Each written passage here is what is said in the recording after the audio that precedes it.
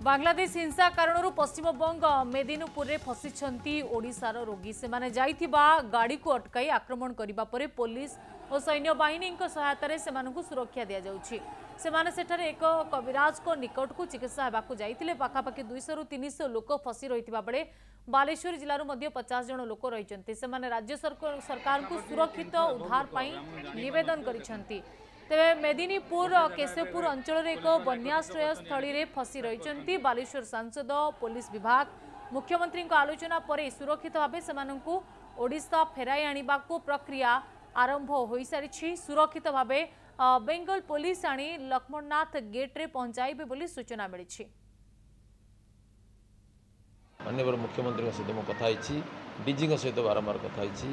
SP collector सहित नियमित कथा हो प्रति घंटा थर आम जोगाजोग अच्छु से बर्तमान जो लोक मैंने थे पाखापाखि 300 से लोक मैंने बस बोलेरो कार फार इनोवा आम बर्तमान सुरक्षित जगह नहीं आस लोक मैंने जो हंगामा करते आम एति नहीं उद्धार करदेला केस करने मुझे डीजी को से लोक मानू बर्तमान आनिक गोटे साइक्लोन सेल्टर में रखा जो 110 जन फस जाते गाँ भितर भी उद्धार करने सागे सागे एक्सट्रा फोर्स गले बर्तमान पूर्ण पुलिस सुरक्षा बल लोक मैंने अच्छा से लोक शीघ्र छाड़ करने चाप कर